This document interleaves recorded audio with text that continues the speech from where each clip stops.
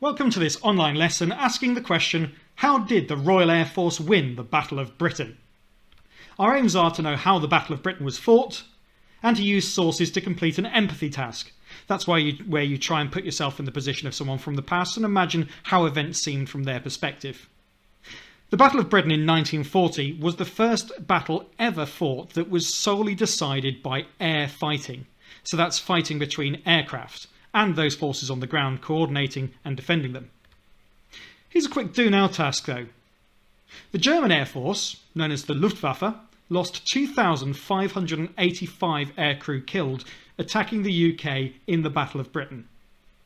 Were German aircrew brave? Explain your opinion, whatever it is. Pause the video while you do this.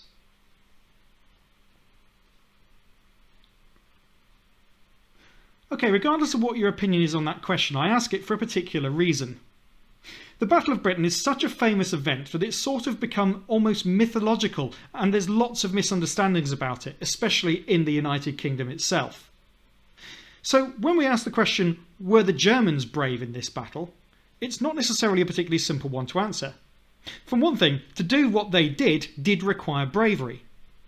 And yet they did it in the sort of cause of a really evil force, the Nazis and Hitler. But does that stop them being brave? It is a complex one. I think we can all be grateful that the Germans did lose the Battle of Britain. In fact, probably most Germans would agree with that too these days. But let's try and move beyond a lot of the mythology here and see how the Battle of Britain was fought and what it would have been like to fight in it, not just for the British, but for their many allies who helped, and for the Germans too. Let's have a look at the different fighter aircraft of the Battle of Britain on each side. Bombers played a crucial role too. After all, German bombers were trying to do the damage to win the battle, RAF fighters were trying to shoot them down, and German fighters were trying to defend their own bombers. However, we can compare the fighters more directly because they did the same sort of job. I drew the following pictures about 10 years ago and I could probably do a better job now, but they should give a fairly clear idea of what each fighter looked like. Firstly, the most famous and probably the best German fighter, the Messerschmitt Bf 109E. Not exactly a catchy name, but famous. Its strengths were that it was fast, well armed, manoeuvrable, this means it was very agile when it moved through the air, and excellent in a dive. Its fuel-injected engine would not conk out when it tried to nose over. However, it did have weaknesses. It was very short-ranged because it couldn't fly very far. It was never designed for escorting bombers. And it was also quite difficult to fly, and particularly to land. It had very spindly undercarriage. Its top speed was 350 miles per hour. It had two very large 20mm cannons firing explosive shells, and two 7.92mm machine guns, much smaller, on top of the engine. A pretty good all-round aircraft, it has to be said. Then we got the most famous British fighter, the Spitfire. The Supermarine Spitfire was fast, very manoeuvrable, it was easy and even enjoyable to fly. RAF pilots loved it. Its main weakness was that its engine could cut out in a dive as it became starved of fuel briefly, which might slow it down enough for an enemy to catch up. However, its top speed was 365 miles per hour at its best altitude. Its armament was 8 303-inch machine guns. This might sound like a very heavy armament, but actually each of these machine guns fired very small bullets indeed, so it often took hundreds of bullets to bring down an enemy bomber. Luckily, the Spitfire wasn't fighting on its own. The far more numerous Hawker Hurricane did the majority of the fighting for the RAF. The Hurricane was stable to shoot from, very strong and very manoeuvrable, but it suffered the same engine cutout problems as the Spitfire, and it was relatively slow. Its top speed was 324 miles per hour, but it had the same guns, 8 303-inch machine guns, although these weren't quite so spread out along the wings. The last fighter was the largest of the lot, the Messerschmitt Bf 110C. This was a two-seater which had a machine gun in the back, but it was much larger and much heavier than all the other fighters. It was quite fast, it had a long range and could protect the bombers all the way to their targets, and it was very heavily armed. But it was heavy, it had poor acceleration and not very manoeuvrable. Its top speed was 348 miles per hour, and it had two 20mm cannon and four 7.92mm machine guns in the nose. This was very concentrated firepower. If a 110 got you in your sights, you were in a lot of trouble. Let's compare them then. Which side do you think had the best fighters overall, Britain or Germany? Whatever you decide, include at least one fact to back up what you think. As an extension, the British fighters were used to being interceptors, catching and shooting down bombers. German fighters were used to protect the bombers. Given that, which side had the greater advantage? Pause the video while you attempt that question, including hopefully the extension, and then press play when you're ready to move on.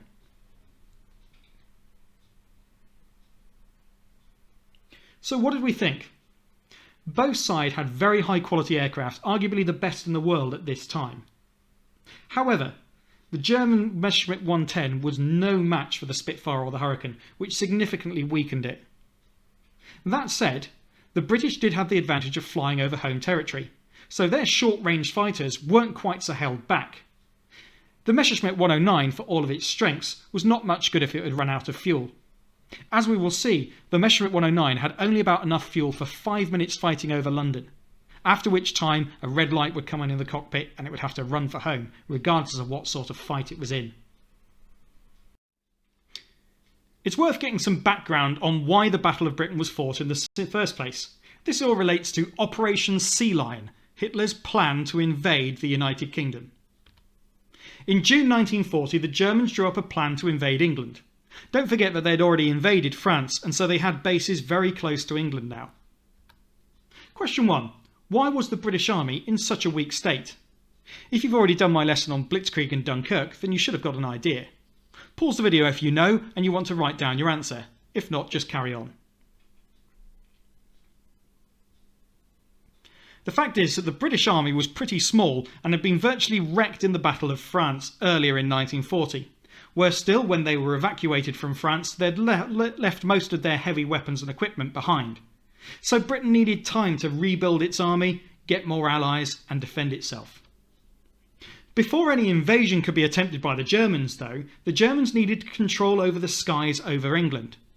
The German Navy was much smaller than the Royal Navy. Without control of the skies, they wouldn't be able to hold back the Royal Navy, which would otherwise easily stop a German invasion attempt. They could then use their planes to stop the Royal Navy from intercepting their invasion boats. I've put an image of the invasion boats on the screen here. That's right, the Germans were really planning on invading and massing their barges ready to be loaded up. But of course that never happened, and the Battle of Britain is why. Let's answer these next questions then. Describe the German plan to invade England. How are they going to do it? And then secondly, how could the British stop them? Pause the video while you complete those tasks. Each one will only need a sentence or two.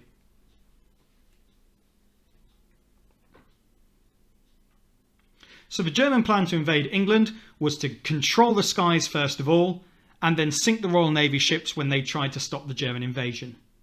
The British could stop them simply by retaining control of the air. If the German Air Force couldn't destroy the Royal Air Force, then the RAF could still defend England, and the German invasion really couldn't take place. We're now going to have a look at how the Battle of Britain was fought. You don't need to take any notes on this right away, you just need to watch it, but there will be some follow-up tasks for you to do. Firstly, the United Kingdom was divided up into different sectors or groups. 11 Group was in the southeast and would face the worst of the fighting because it was so close to the German bases in France. 10 Group covered the southwest, 12 Group covered the Midlands, and 13 Group covered the north, especially Scotland. We're going to focus on where most of the fighting took place though, over 11 Group, which included London. The RAF had something of a secret weapon. They had radar. I've shown the approximate range of the radar, which was all on the coast here. It's labelled CH, which stands for Chain Home. This was the code word for the British radar. However, it could only detect aircraft flying at 5,000 feet or higher. So there was a smaller chain of Chain Home Low radar stations, which could pick up sneak raiders who were coming in. These radar stations would give enough time to detect a German raid incoming and tell the RAF to take off in their Hurricanes and Spitfires and beat them. Within a typical day in the Battle of Britain, the Germans were trying to bomb the RAF airfields and destroy their aircraft on the ground. Without early warning, they wouldn't have been able to take off and try and destroy them in the air. So here's how it typically went.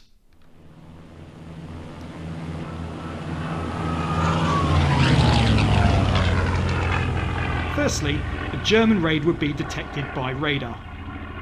Bombers, like the Heinkel's pictured, escorted by Messerschmitt fighters, would mass on the radar screens, and then they would try and predict how high they were, how many there were, and where they might be heading. I think it should be obvious that I'm not showing this to scale here. Based upon this, a complicated system of telephones could then phone the right RAF base and tell their Hurricanes and Spitfires to take off and intercept them.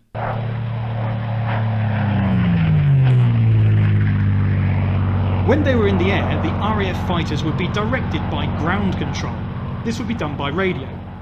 They'll tell them to fly at a certain speed, at a certain height and in a certain direction, and the ground controllers were very skilled in trying to position the RAF fighters in the best location. This was just as well. Typically, RAF fighters were very, very heavily outnumbered, and it wasn't unusual for them to be facing 10 times their number in combat. However, as soon as the RAF fighters noticed the German air raid coming in and had made visual contact, they would give the old fox hunting cry, "Tally-ho!" and then it was down to them to fight it out and get home as best they could.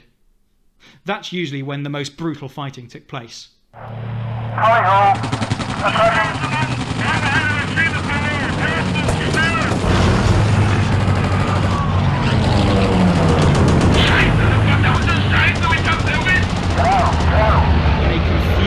Whirling mass, the fighters would clash, and then the RAF fighters would try and shoot down the bombers. Remember that often the closing speeds were in excess of 600 miles per hour, so even though this happened over 80 years ago now, these were incredibly high speeds and very nerve-wracking times. Each of the RAF fighters only carried enough ammunition for 15 seconds of firing, so each shot had to make it count. But they did have one advantage. RAF fighters were fighting over the southeast of England.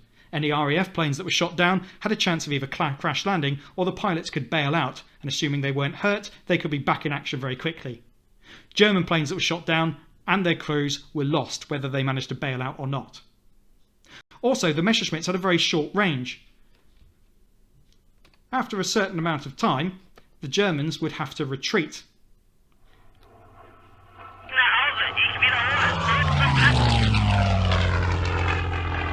If they stayed too long over southern England, they would run out of fuel. This might leave the bombers unprotected for various times as they approached their targets. Eventually, though, some of those targets were bound to have been hit.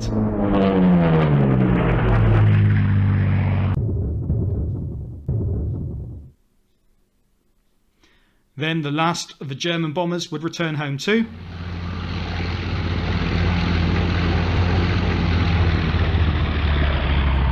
The whole process might be repeated anything up to 6 times a day, exhausting for both sides. But crucially, radar meant that the British knew when the Germans were coming, where they were going, and how strong their forces were. Radar could also allow the RAF to position their fighters in the best possible location, and the German bombers might be unprotected as their short-range fighters ran out of fuel. But as the German Air Force vastly outnumbered the British and their allies, it was a very difficult fight indeed. So, now you've got the opportunity to note something down. Explain why radar was so important to the British winning this battle. Pause the video, answer that question, and press play when you're ready to continue.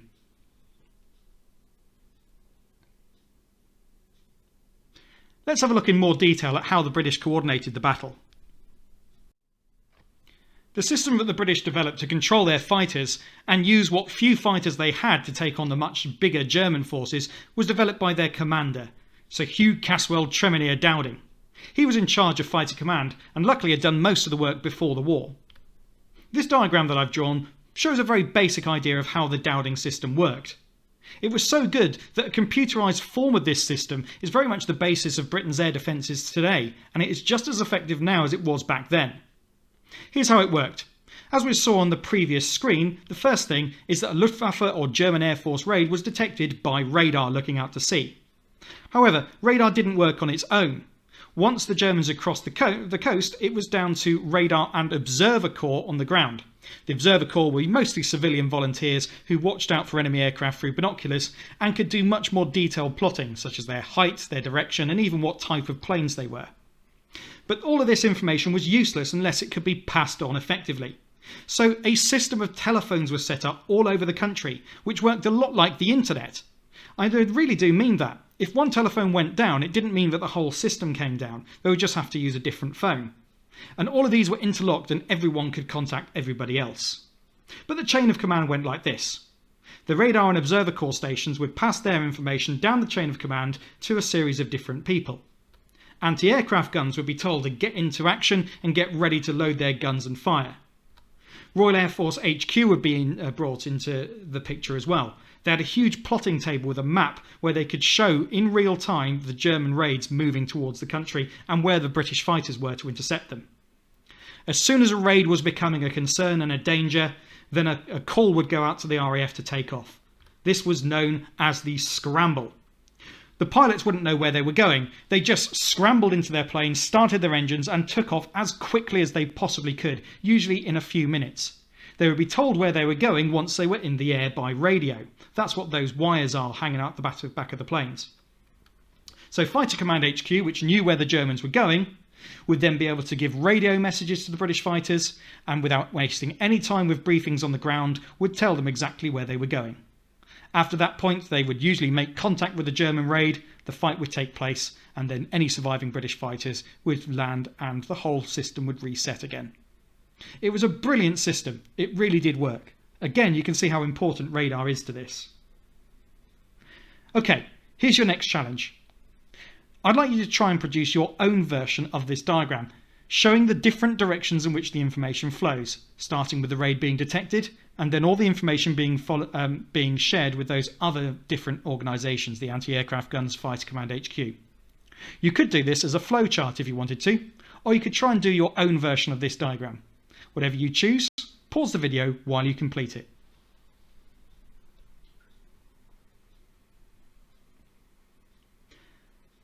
So, it's one thing to understand how the battle worked, it's quite another to understand what it would have been like to fight in it.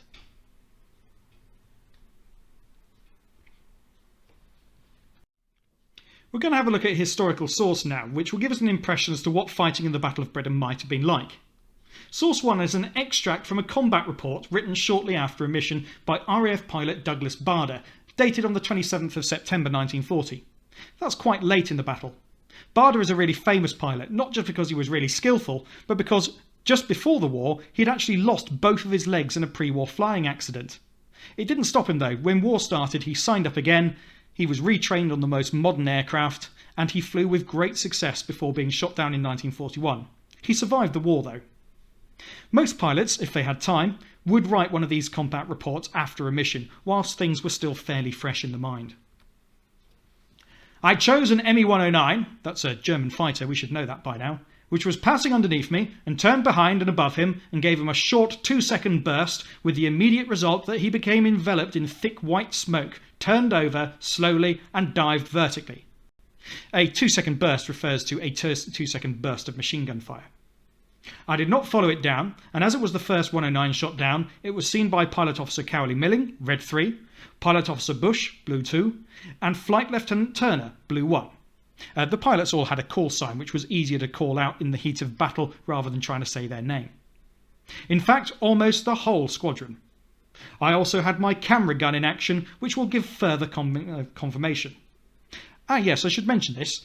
Most British and German aircraft were fitted with an automatic camera that would start recording film the moment the gun button was fired. It would be pointing forward and would, generally speaking, capture whether or not the enemy aircraft had been hit. This was vital for confirming whether or not a pilot had really hit the enemy, because the fights were so fast and twisting and turning, it could be difficult to know whether you'd hit the enemy or not. Here's how we're going to use this source then. We're going to ask the question, how reliable is this source? In other words, can we trust and believe the information in it? So let's consider, what about the author makes it reliable? After all, Douglas Bader was a fighter pilot who took part in the battle. Secondly, what about when it was written makes it reliable? So it was written on or shortly after the 27th of September 1940 about an event that happened on that day. Thirdly, what about the information in the source makes it reliable? Is he mentioning the sort of aircraft that we'd expect him to mention, for example, in a Battle of Britain fight? And lastly, is there anything unreliable about it? Okay, pause the video here and consider your answers to those questions.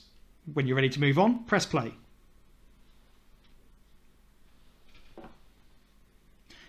So when it comes to the author, you might have identified that as Douglas Bader was a pilot who took part, he had first-hand experience of the battle. That makes him fairly trustworthy. He's not making it up, he was there. What about when it was written? Well, it was written very shortly after the action, so hopefully things would have been still fresh in the mind and wouldn't be confused with later missions that Bader flew. What about the information? Well, it's unlikely that he's made up all of these names, and we could check to see whether these people really existed. I'll give you a clue, I have checked, and they really did. Not only that, we'd probably expect him to be fighting Messerschmitt 109 fighters. And indeed, that's what he describes. But is there anything unreliable? Well, there's possibly not an awful lot, because Bader does describe lots of other people seeing this happen, so it's very likely that he did shoot down this fighter. But there's only one bit. Right in the middle of the source it says, "I did not follow it down." But he's presuming that plane crashed. He did not follow it down though, so we can't be absolutely sure that that plane crashed. We're now going to play a little bit of a game. We're going to imagine that you're in the observer corps, and I'm going to give you a taste of how difficult it was sometimes to tell friend from foe in the Battle of Britain. Now, while each side did have aircraft with national markings on them, it wasn't always easy to see these in the heat of battle. Look how similar at a glance these planes look. The British Spitfire, the German Messerschmitt, and the British Hurricane. Okay, you might be able to see some basic differences between them, but would you be so sure if they were travelling at 300 miles per hour and flashing by you? Here's some tips on how you can recognise them. The Spitfire has a famous curved wing with quite a pointed wingtip. The radiators underneath it are unequal sized too. Then there's the Messerschmitt, which has a much more straight edge to the wing and a squared off wingtip. It also has a distinctive strut supporting the tail. The British fighters do not have that. And what about the Hurricane? It's got straight edges to its wing as well, but it doesn't have the squared off wingtips. So if it's got a sort of semicircular rounded wingtip, it could be a Hurricane. Another one of the giveaways, the radiator underneath it is just a single one in the middle, not the two that the Spitfire has and not the two that the Messerschmitt has. Okay, now we've got an idea of what these different fighters look like, I'm going to try and demonstrate to you how difficult it was to tell who was who in the heat of battle. I will show you a picture of one of these aircraft for just a fraction of a second. You've then got to decide which fighter you've just seen and whether you would press the firing button or not. Get it wrong, and you could be shooting down someone on your own side. What was the first aircraft ever shot down by a Spitfire? The answer? Another British fighter, a Hurricane. So this was a really vital part of pilot training. Let's see how your skills are. I'm going to show you a picture of an aircraft and you have a snap decision to make. Is it a British one or a German one? Okay, would you have opened fire or not? It was a Messerschmitt 109. If you were in a British fighter, hopefully you would have pressed the gun button. If you're in a German one, hopefully you would have held off. Let's try another one. And I might try and trip you up and show you the same one again. Surely that was easy. What are you going to go for? That was a Spitfire. Okay, let's mix things up a little bit. We'll imagine that you've got to make a snap decision to fire at one as it passes across your gun sight. Did you get it? That was a Hurricane. Let's try some photographs. I've turned these black and white even if they were originally a colour photograph. Now that might have been a little bit easier if you recognise the different symbols that the planes carry, and that's exactly why they carry those symbols. But that was a Spitfire. Look at the pointed wingtips. What about this one? Again, it might be obvious if you could see the markings on it. That was a Messerschmitt 109. Again, look at the struts supporting the tail and the squared off wingtips. What about this one though? You didn't even get to see the wingtips on that one. But that was actually a Hurricane. You can see the radiator in the centre. What about this one? Coming at you head on? Well, the twin equal size radiators underneath might have given you the clue, and you might have spotted the struts on the tail. That's a Messerschmitt. Which one was that? That was a Spitfire. And that one? It's the Messerschmitt 109 again. Hopefully that activity has given you an idea of the urgency of being able to recognise friendly aircraft from enemy ones. If you got it wrong, you might well shoot down someone on your own side. Also, if you got it wrong and you thought it was a friend when it wasn't, they might shoot you down. So it was a crucial skill. But what was it like in a German bomber? After all, these were the crews which were tasked with destroying the RAF on the ground. The main types of German bomber plane used by the Luftwaffe were these.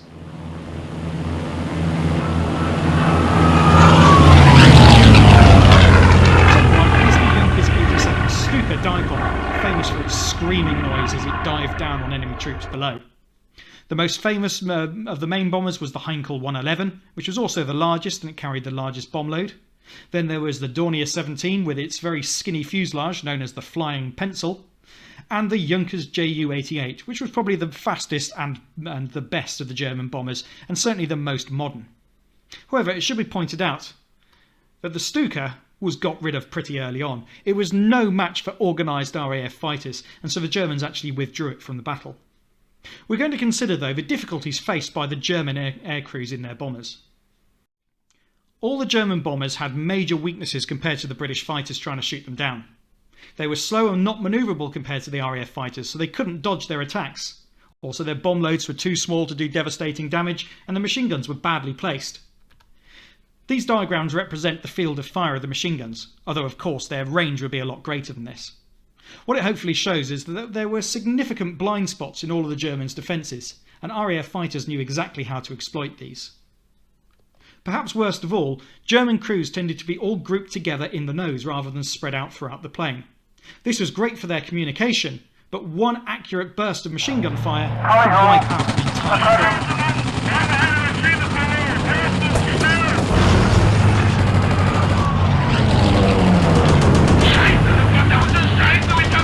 Being a German bomber crew person was the least enviable job in the Battle of Britain. It must have been terrifying.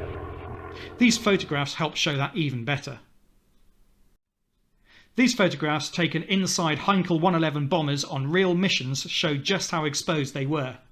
That glass is not bulletproof, it is only a couple of millimetres thick. It would do nothing to stop RAF bullets coming straight through, and you can see how close that Spitfire has got to that German fighter. Okay, sure, that bomber nose gunner might have a chance of shooting him down, but the RAF also perfected head-on attacks, where the closing speed would be over 400 miles an hour, and shooting them down would be really a matter of luck. With 8 machine guns bearing down on them, all that the German crews could do in the nose of their bomber was sit very still and hope for the best. Let's do some follow-up tasks. Firstly, explain why the bombers were at risk from British fighter attacks. And secondly, which do you think was the harder job? Being a lone fighter pilot, with all the responsibility on yourself, or being part of a crew in a bomber? Whatever your answer, explain your point of view using some examples that we've gathered. Pause the video while you complete those tasks.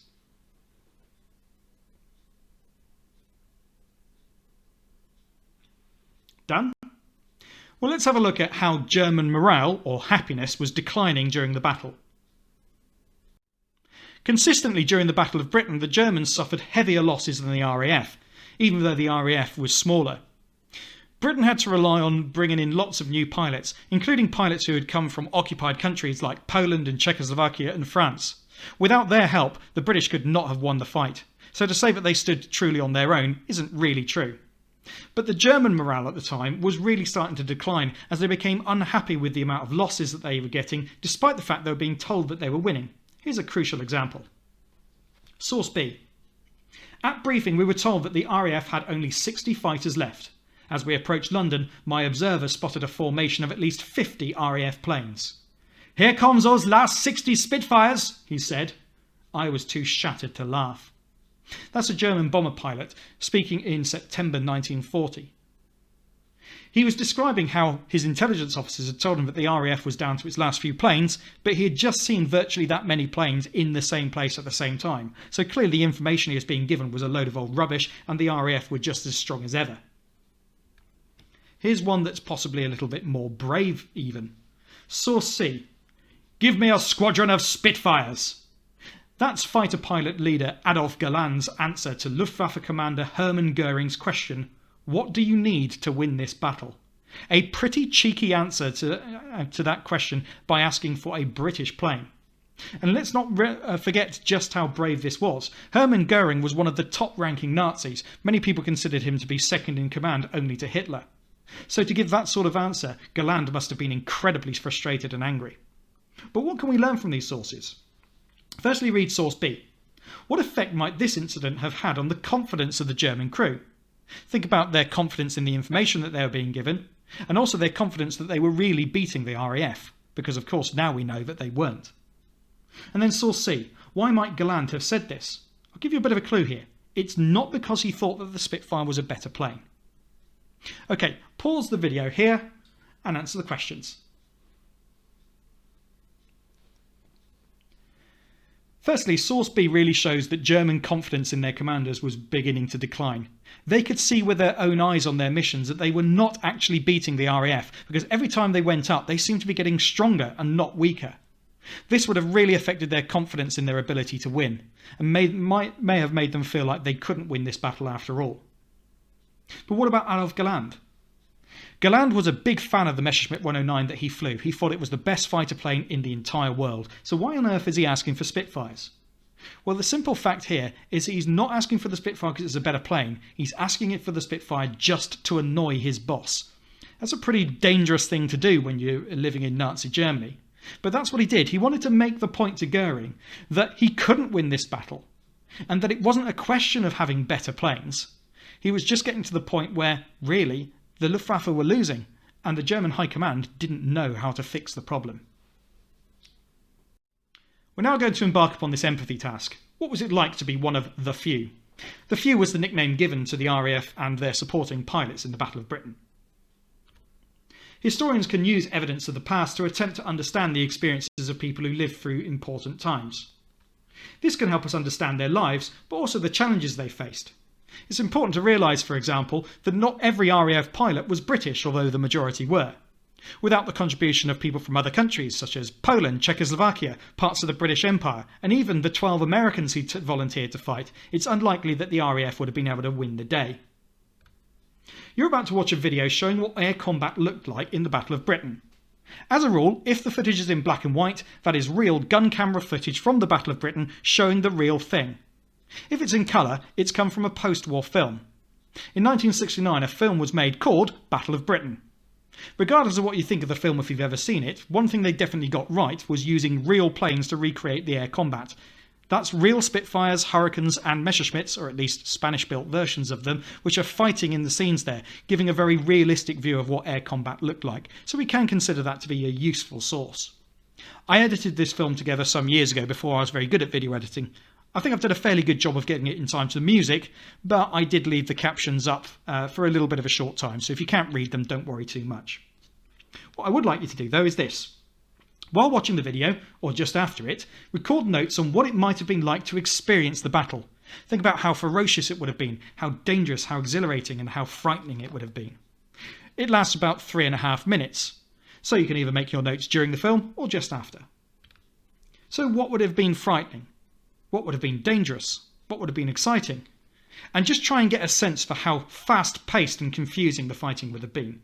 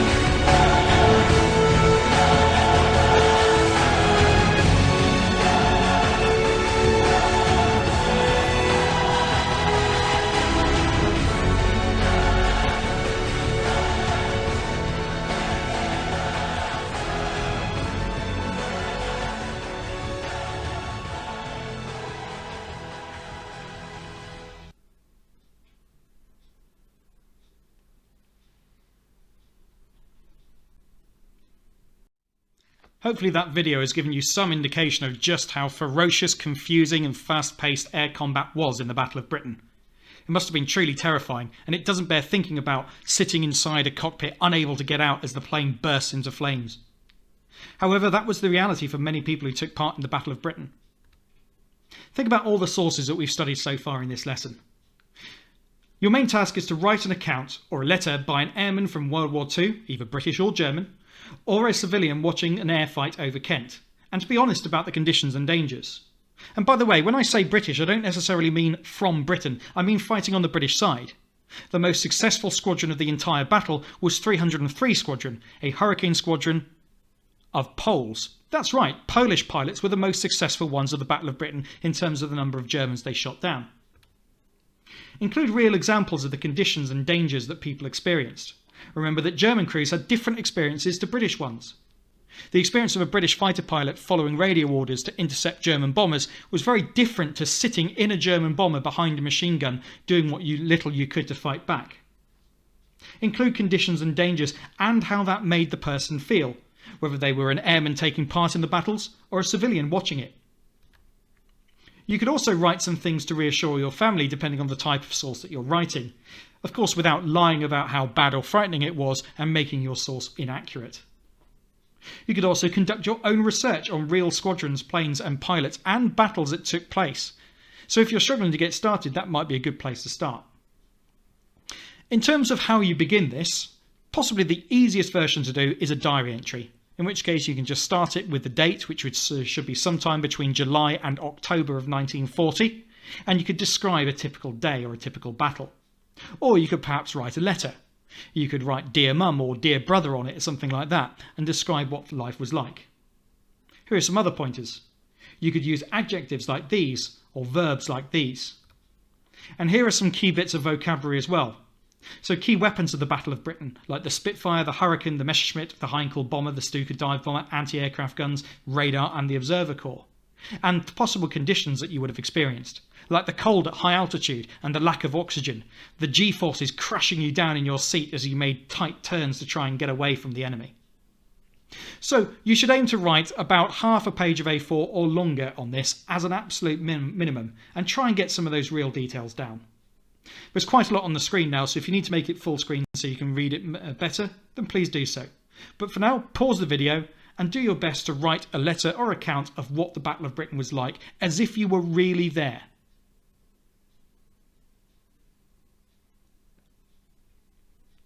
Done? Hopefully you've been able to demonstrate some understanding of what it might have been like to be there. But of course, like any of these tasks, we can never truly appreciate what it would have been like to be there. As I record this, in January of 2021, there is only one surviving British pilot from the Battle of Britain left. Just one. Very soon, this will pass beyond living memory. Let's finish off with a quick knowledge review. Firstly, give one advantage that the RAF had over the German Air Force. Give one disadvantage that the RAF had compared to the Luftwaffe. Describe two ways the Battle of Britain was fought. And then as an extension, what do you think was more dangerous? The World War I trenches or the Battle of Britain? Of course, you'll only be able to do that if you've studied the World War I trenches, which hopefully you have. But whatever you choose, explain your choice. Pause the video here before we have a look at some answers.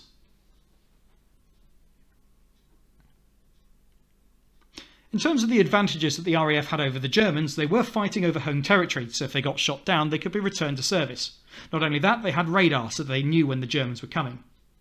In terms of a disadvantage, though, well, the RAF was very heavily outnumbered by the Germans. In terms of features of the way that the Battle of Britain was fought, there's loads that you could have done there. Hopefully you've identified that it took place in the air between different air forces. Hopefully you've identified the importance of radar of detecting incoming German raids. Or maybe you've been really specific and referred to things like the German Messerschmitts having to turn for home as they ran out of fuel. As for the extension, well, that's an interesting one. Soldiers in the trenches of World War I were rarely in the trenches for any longer than about a week at a time. They were really unlucky if they were in the trenches for longer than that. And while they were there, it was horribly dangerous, horribly uncomfortable and deeply, deeply unpleasant. Of course, if you went into action in World War I, that could be tremendously dangerous too. But here's the interesting thing.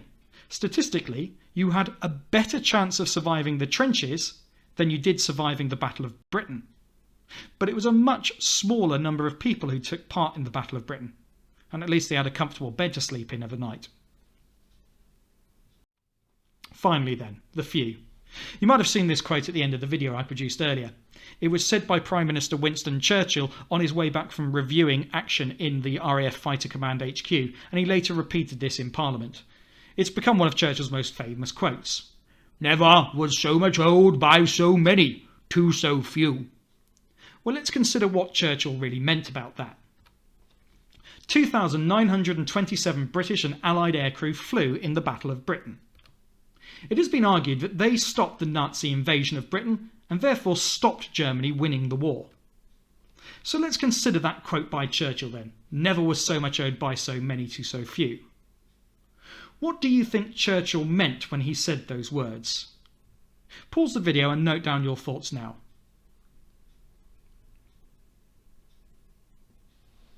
Perhaps it's time to get a sense of perspective about this. If the Battle of Britain had been lost and Germany had invaded Britain, it is likely that the Nazis would have won the war, and that would have been catastrophic for the world. So that is why so much was owed by so many, because the whole world has got to be grateful that that never happened. But why so few? 2,927 British and Allied aircrew might sound like a large number, but for a battle it is a tiny number. Of course, it ignores all the vital men and women on the ground who are keeping those planes in the air, maintaining them, loading them, fueling them, and the women who had to direct the fighters to their targets very often or communicate with the fighter pilots, sometimes as they burned in their cockpits, which would have been horrifying. But the people who actually went into action in those fighters, it's a very small number. If you consider the Battle of Waterloo, for example, there are about 50,000 British people there in that one day. So 2,927 pilots, British and of other nationalities, really is only a few. Never in the field of human conflict was so much owed by so many to so few. That's the end of the lesson. I hope you found it interesting, and if you did, give this video a like and subscribe to the channel. But for now, tally ho, and we'll meet again in the skies one day. Goodbye.